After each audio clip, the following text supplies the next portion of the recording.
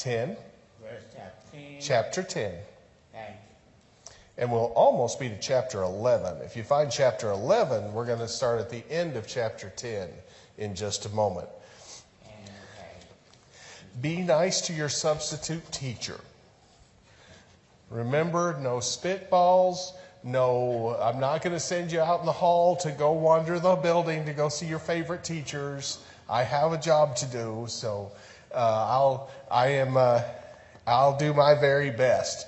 But we will step away from the book of 1 John this morning.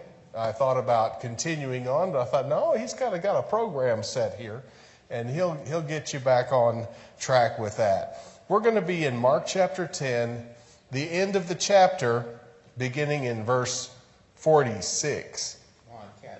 Mark chapter 10, verse 46. So if you're at Mark chapter 11 and you go back just a few verses, it's at the end of Mark chapter 10. Let's begin class with a word of prayer, shall we? Our Father in heaven, as we open your word, Lord, we praise your name. We know that every word from your mouth has been perfect and true and exactly what we need. Help us to listen to you and to open our lives to your word, and help us to grab hold of what you give us and keep it for the rest of our lives and change us through what we learn. Be with those who are unable to be with us, with Joe Brown and with many others. This flu and COVID going around right now is terrible, Lord. Please, we ask that we don't lose anyone. Please be with Joyce as she recovers from her surgery, and be with Ronnie as he cares for her. And it's in your son's name we pray. Amen. Amen. Well, how do you respond? We are getting the chance to interact more and more and more with people asking, aren't we? It seems to be increasing. I left the Los Angeles area in 1995, and it was getting to where I couldn't go get a gallon of gas or go to a store, whether a grocery store or a convenience store or a discount store. I couldn't go anywhere without having to talk to somebody who would be confronting me asking for money. And I understand it's only gotten worse there, but we're approaching that situation here. How do you respond whenever you're pulling up to the stoplight? You're filling your tank with gas. Whenever someone comes to you and says, I need money to get to somewhere, or my children are hungry, or how do you respond when that happens? What goes through your mind?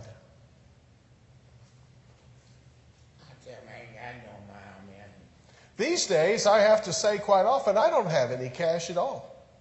I'm carrying cards, and I don't have cash. I don't have money. When I have money, I want to say I don't have money, but I can't lie to them. That's something I could just say I have money, but I don't have.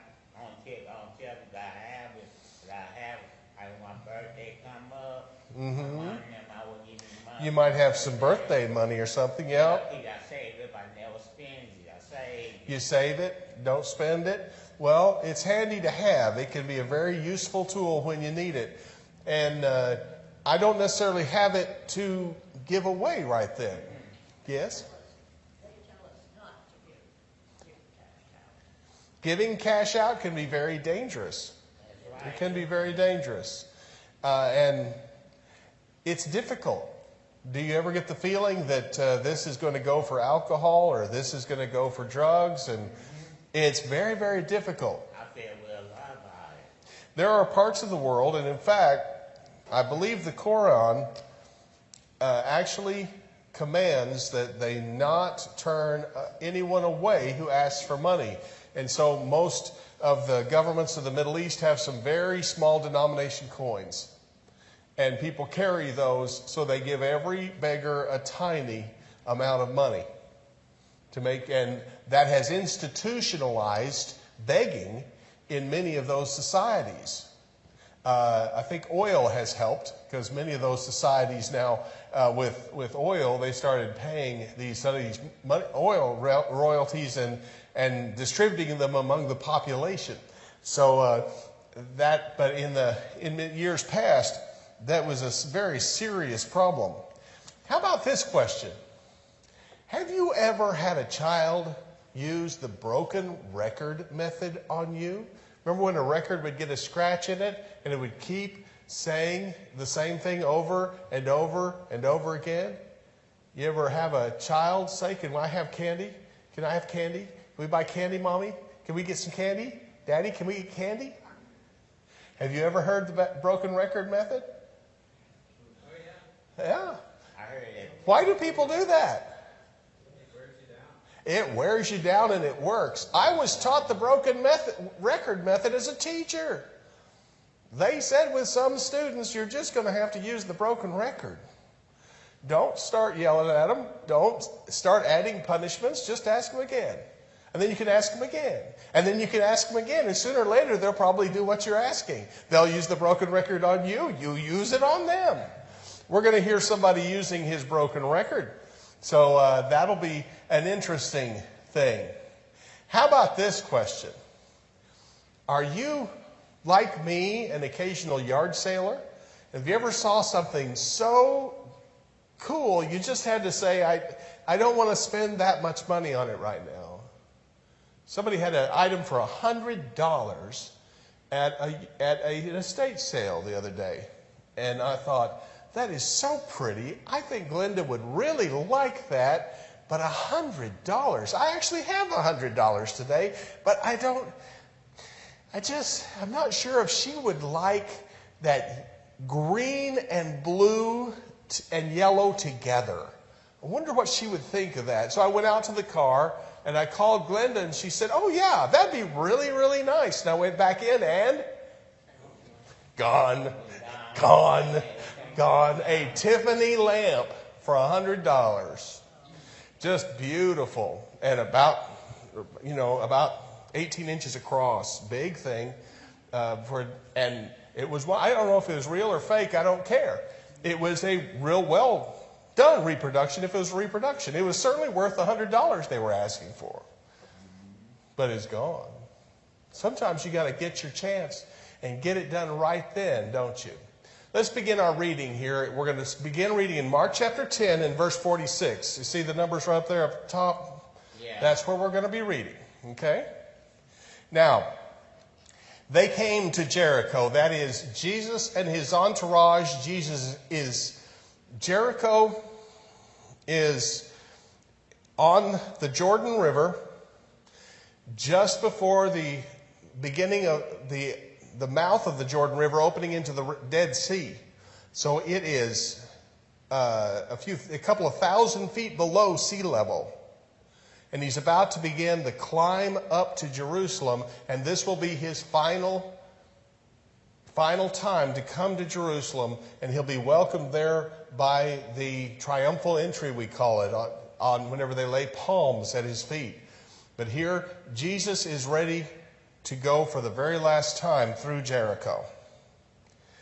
As he went out of Jericho with his disciples and a great multitude, blind Bartimaeus, the son of Timaeus, sat by the road begging. And when he heard that it was Jesus of Nazareth, he began to cry out and say, "Jesus, Son of David, have mercy on me." Then many warned him to be quiet. But he cried out all the more, "Son of David, have mercy on me." So Jesus stood still and commanded for him to be called. Then they called the blind man, saying to him, "Be of good cheer, rise, he is calling you." And throwing aside his garment, he rose and came to Jesus. So Jesus answered and said to him, "What do you want me to do for you?" The man said to him, "Rabboni, that I may receive my sight." Then Jesus said to him, "Go your way. Your faith has made you well." And immediately he received his sight and followed Jesus on the road. Well, how does blind Bartimaeus address Jesus? He keeps doing it the same way over and over. Does he ever call him Jesus?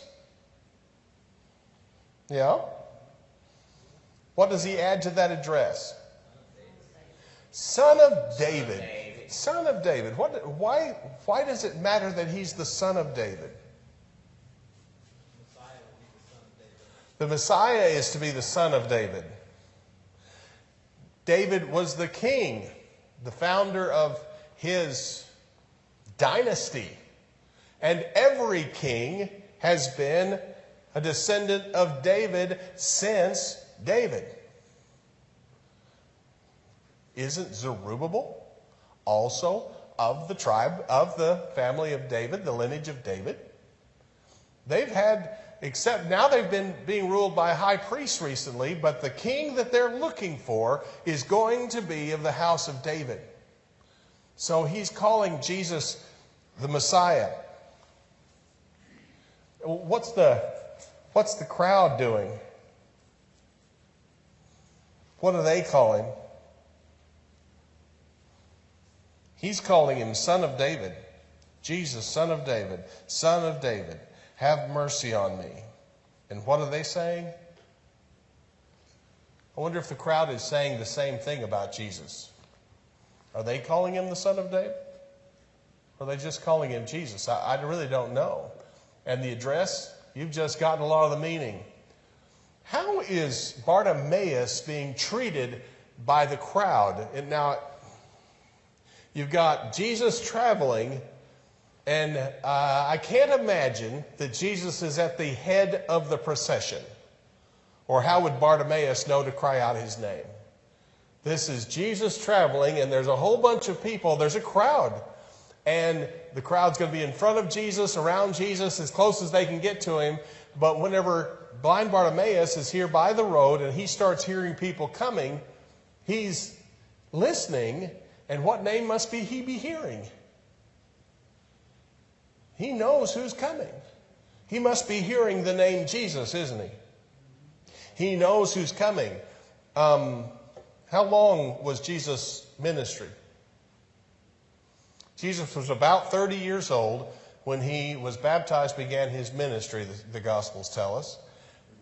He's been doing this 3 years. This is his third Passover as in his ministry, and his last one. So does Bartimaeus know who Jesus is? Does he know what Jesus can do? Is he saying, healer, healer, come heal me? He's acknowledging who Jesus is, the Messiah, but he knows this person can heal him. What is Bartimaeus' response what does the crowd tell him? Be quiet.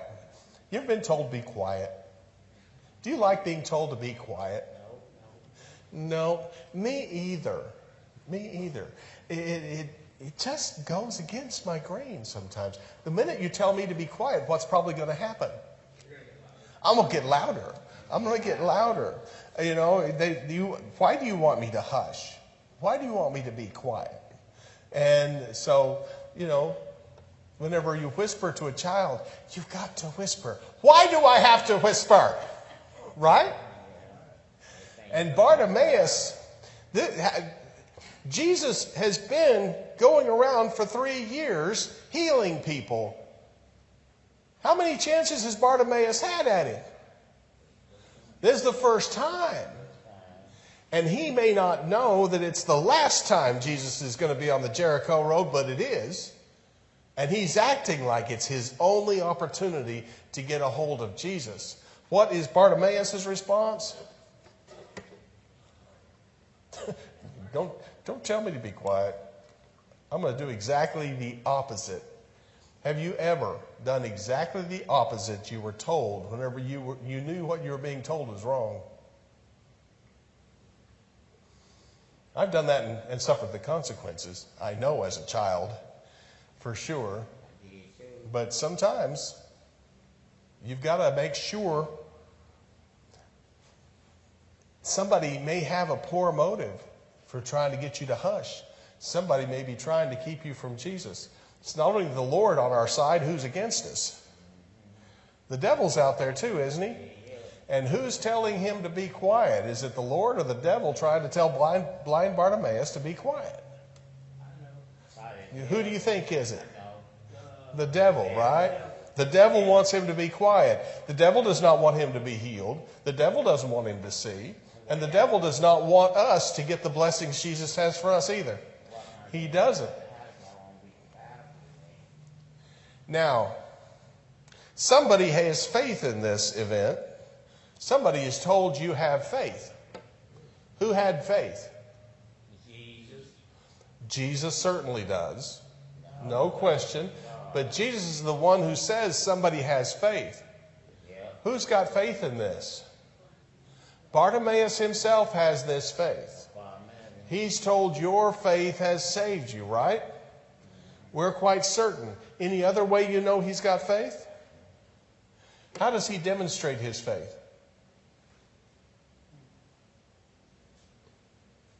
We ask the Lord to bless him. He's crying out for mercy. Yes. Like, he throws his outer garment aside before he goes to Jesus. And that's a very, very important piece of clothing. And he's confident he's going to be able to go back and find it. Because he is going to be able to see. We're coming to that. We're going to really make a point of that. That's really important that it's named that he throws his clothes aside and comes to Jesus. How embarrassing for him to come up there naked. No, he's got plenty of clothes on, but there's a very important garment he throws aside. We'll talk about that in just a minute. Yes? Is it significant that Jesus didn't go to him? He said, come to me. Is that our invitation? That's an interesting idea. Is it significant that Jesus said, come to me, instead of Jesus going to him? Why do you think that would be?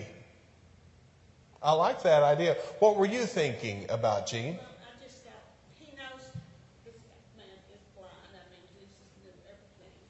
And for him to get up in this crowd and go find Jesus by his voice, I guess, that's, I would think that's difficult for a blind man to, in a crowd of people, Me too. Yeah. following a voice.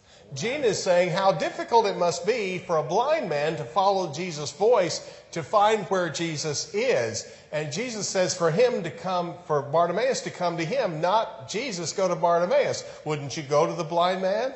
And yet, does Bartimaeus get there? He sure does. Why do you think he does that? Well, he invites us to come and find him. But how is Bartimaeus getting to him? Does Bartimaeus get to him by himself and just follow his voice? Is there a lot of room for that? They called him. People kind of leading him that direction.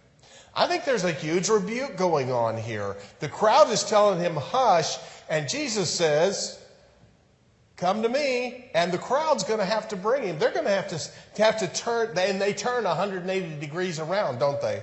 First they're saying, shut your mouth, and they're saying, hey, the master called you. Come on, let's go. And does it say they helped him?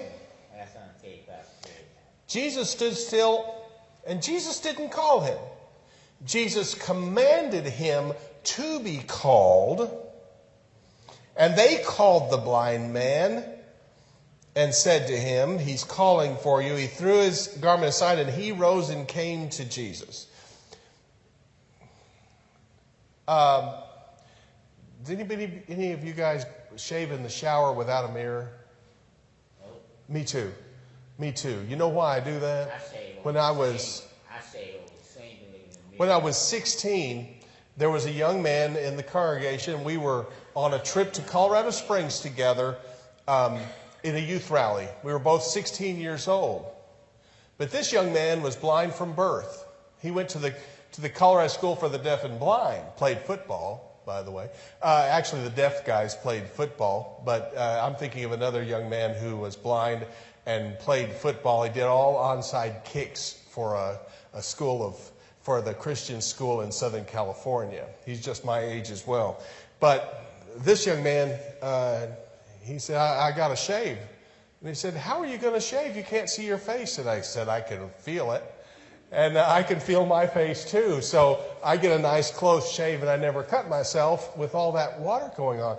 Just because he's blind doesn't mean he can't hear where Jesus is and get there. And they're getting out of his way now. They're telling him the master's calling for you and he's coming. But you're right, he's got to come. Jesus doesn't go to him. I wonder if it's partly because of the crowd. Jesus does not have a lot of freedom of movement whenever he's going down the road and he's surrounded by a crowd. But don't we need to make our way to Jesus? Yep. Jesus has already done everything to come down to us. He's done all the work for us, but he still says, come unto me, all ye that labor and are heavy laden. We still got to come.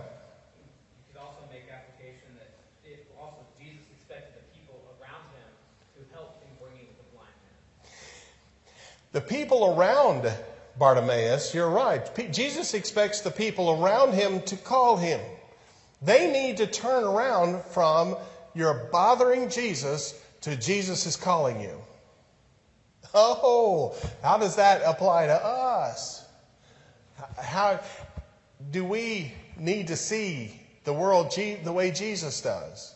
And see souls as not people pestering us for this and that and something else, people who are always in need. Or do we need to be conduits for Jesus instead of putting up roadblocks for them? What does Jesus think about stumbling blocks? In Matthew 18, he talked about anybody who would prevent a little child from coming to Jesus. How's that going to go for them? Be better if you had a millstone right around your neck and be cast into the sea, right? Don't anybody stop the children from coming to me. Romans talks about don't be a stumbling block to your brother, right? God does not want us to prevent others from coming to him. We've got to be a part of the solution for that. Let me tell you something, Pastor Chris. At our job, we have a blind guy. One day he had to go to the restroom. I showed him where the restroom was. Mm-hmm. We were watching movies on Friday. Every Friday is our free day. Yes. We were watching movies. He had to go to the restroom. I showed him where the restroom was. I said, he didn't know. Yeah, some blind people need our help, don't they? John was talking about the fact that on a Friday when they have a free day, they were watching a movie, and they get together with other homes and watching cartoons.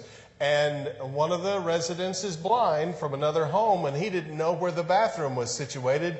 And John had to show him where the bathroom was so he could take care of his needs. Well, people need us sometimes, don't they? And this blind person especially needed him very much. How did Bartimaeus respond to being shushed? You ever had a child respond this way to being shushed? But I don't want to be quiet.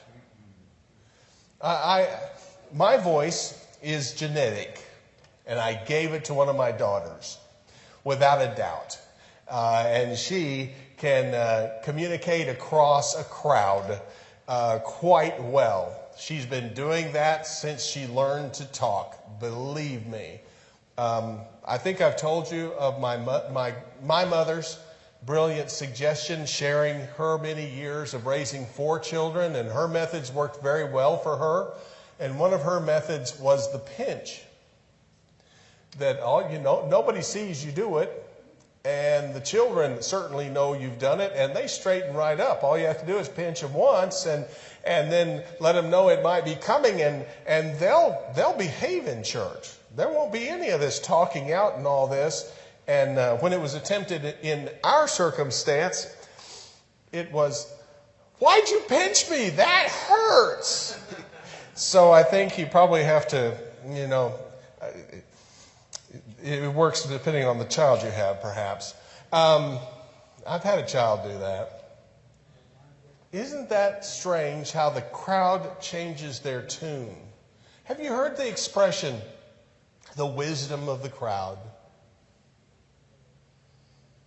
Let's go and let's ask everybody what they think. And people get online and they ask for comments. They ask, what does everybody think about this? And certainly, whenever you ask enough people, somebody may know the correct answer, right? But there is a popular idea out there today, especially among Democratic Americans and Republican Americans, those of us steeped in these democratic ideals, that the majority must be right. That, ask the most people and they're probably right. It's kind of like ask the crowd on these game shows. When you're asking, you can ask the crowd, what do they think about this? And, the right answer will be out there. Is the crowd going the right direction? What did Jesus say about the majority of mankind and the road they're on in Matthew chapter 7? There's a broad way that leads to destruction, and many there are that go in thereat. But straight is the gate that is restricted, and narrow is the way that leads to life, and few there be that find it. The wisdom of the crowd's dumb. The crowd's dumb. They may know how to make a chocolate chip cookie. But when it comes to what's right and wrong, sadly, we're losing, it seems like, a lot of what we had at the flood. We all started off getting out of that ark in communication with God. We knew right from wrong. And it seems like most societies have condemned murder. Most societies have condemned lying. Most societies have condemned adultery. Well, we're getting further and further and further away from God's ways. And if you ask people what they think, you don't know what they're going to say. What's this about the cloak? He left that cloak there. What's the most valuable thing you own besides your house? I'm not asking for details that will make someone want to go and rob you, but knowing your friends, knowing your family, knowing others, what are some of the most valuable possessions that most people have to invest in? I'm wearing a pair of cowboy boots. I don't usually own, I didn't start wearing cowboy boots till I came back to Texas. I left in the first grade. And now as an adult, I've bought a few pairs of cowboy boots, and I'm still not sure why y'all wear them. But they look good. They're kind of expensive footwear, aren't they? What are some of the things we actually spend some money on? Transportation. We've just got to have that transportation. Yeah, you know where that car is. What the average cost for a new car today is $50,000 and $26,000 for a used car. There was something in the current news cycle about that. Somebody complaining about tariffs coming on. That's a very valuable commodity. Then you've got to buy special wheels. If you mess up a wheel, it's not a cheap steel one anymore. They're pretty. And they're much more expensive. And those tires, how did I spend $1,000 on tires? It was just real easy to do. It's crazy. Wristwatches. Do some people spend a little bit of money on wristwatches? I hear ladies' purses can get incredibly expensive. I don't know if y'all do that, but there's some things we've got to have, like a car. Maybe an animal for them would be very, very valuable. You want to know where your donkey's gotten off to. You want to know where your plowing oxen has gotten off to. You get that thing out of the ditch even on the Sabbath day and rescue it. They wouldn't let Jesus heal people on the Sabbath, but they understood, yeah, we got to do something with the cow. He's stuck. He's fallen into a hole. We got to get him out. He'll die there. It's the Sabbath day, but we've got an exception for that, not for Jesus healing somebody. That cloak was valuable. The Old Testament law regulated the use of the cloak in pawn. People used their cloaks to secure loans, but you had to give it back every night to the person, and they'd give it to you again in the morning when it grew warm, because these dry Middle Eastern climates, the temperature would plunge overnight because of the low humidity in the air. It might be quite warm in the day, but overnight it will be too cold for a person, and you had to have your cloak to sleep with and stay warm. And here this blind man leaves it beside the side of the road, and he's going to Jesus. Is Bartimaeus vague about what he wants from Jesus? Not one bit. Have mercy on me. And whenever Jesus asks what he wants, I want to see. I know exactly what I want. I want to see. What did Jesus says, your faith has healed him. How did faith heal the blind man?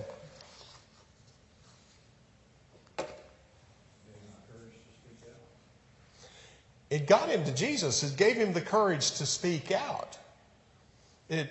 He believed that Jesus could and would, and he cries out.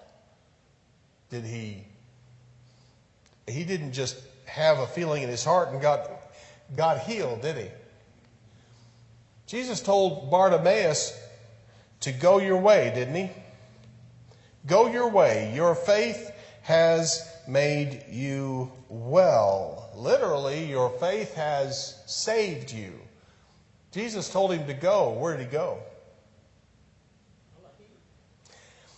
Immediately he followed Jesus. He received his sight and he followed Jesus on the road. Had he received his sight when Jesus said, your faith has saved you? I think it was immediate. It was immediate, but as we read the words in the text, Jesus told him, your faith has saved you, and immediately he received his sight. There's a double meaning to these words. Your faith has healed you, your faith has saved you. The healing comes after the words, but it's his faith to cry out, his faith to stop Jesus on the road, his faith to not shut his mouth when everybody else wants him to shut his mouth. That's what saved him, as well as healed him. In Luke the 19th chapter, what do we read about there? What extreme things does someone do in Luke chapter 19, beginning in verse 1? Luke chapter 19, verses 1 through 10. On the question here? Yep.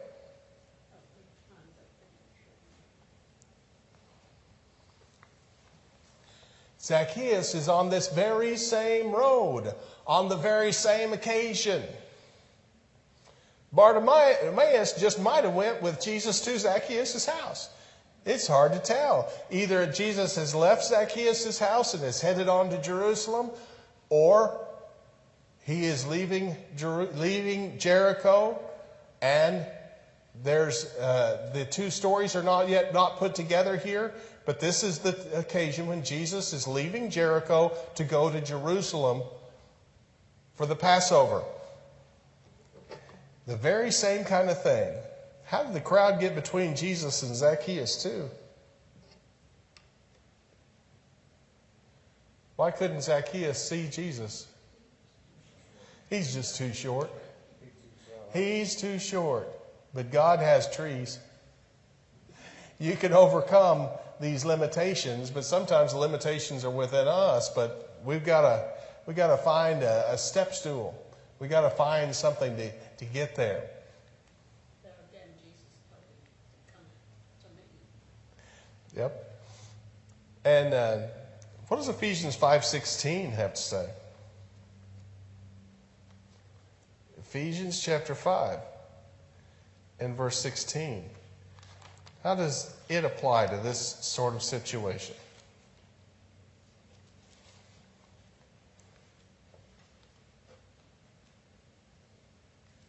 What are we supposed to buy in Ephesians chapter 5 and verse 16?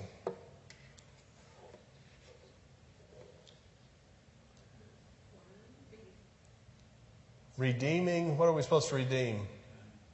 The time. Redeeming the time, for the days are evil. What a vivid picture.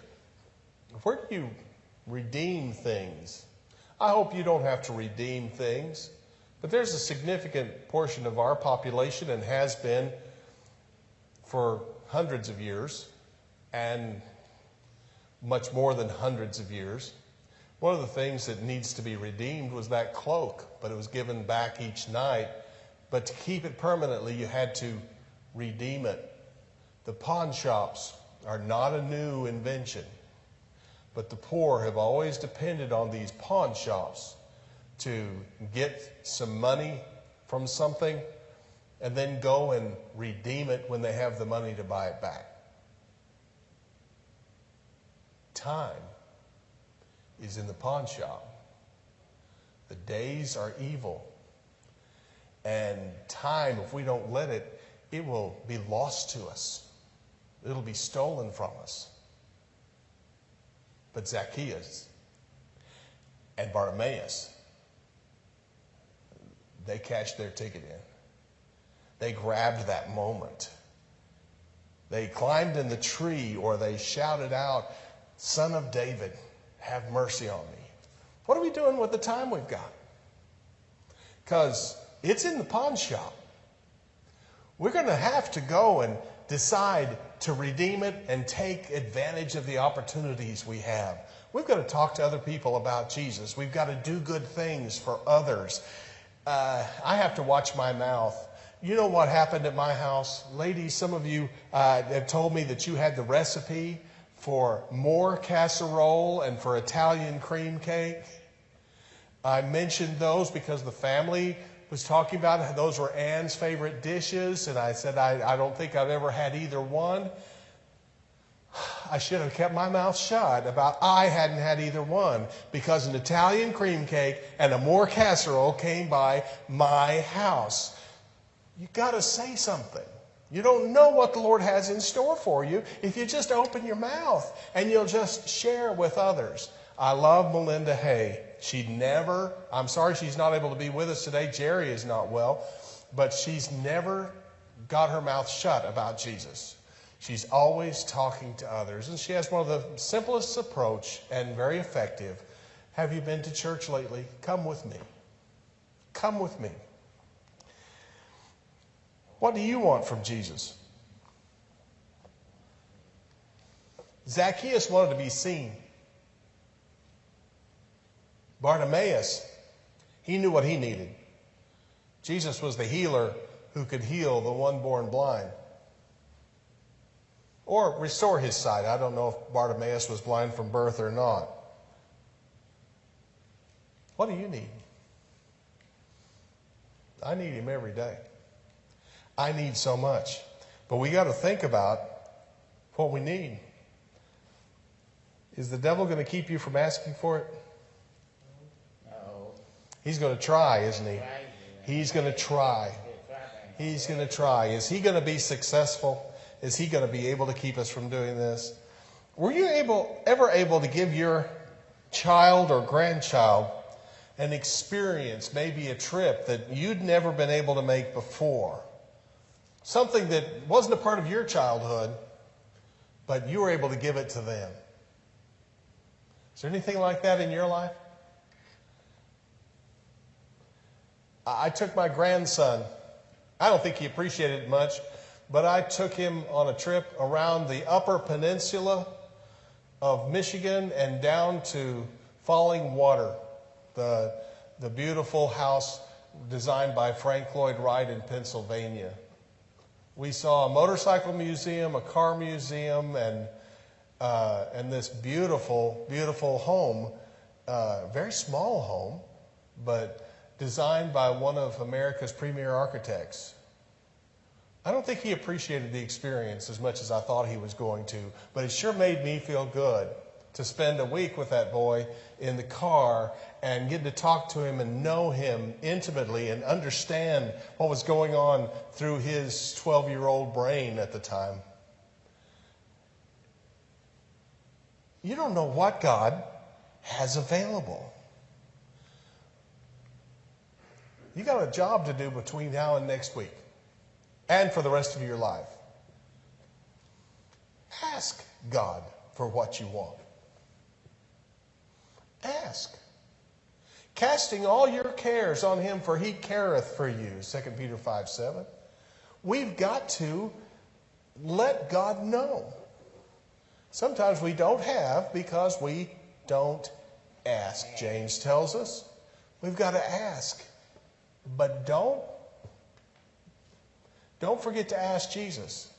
And don't forget to ask others. Don't demand, but give them the opportunity to say yes. Not to fulfill your selfish needs, but for what's best for them, especially when it comes to the Lord. Give God the chance to bless you. And don't lie in this song. Let's sing a verse of a song, shall we? Gentlemen, help me. I will call upon the Lord, who is worthy to be praised. So shall I be saved from mine enemies. The Lord liveth, and blessed be the rock. Let the God of our salvation be exalted. The Lord liveth, and blessed be the rock. Let the God of our salvation be exalted. I will call upon the Lord. Amen. Well, the lesson is yours, and we might beat that other class out for just a minute. We might have time to get to the bathroom or now before worship. We'll stop there. We'll be back in 1 John next week. We'll be back in 1 John. I got it. So you want to make it out on 4 now. Yeah, I got it. There you go.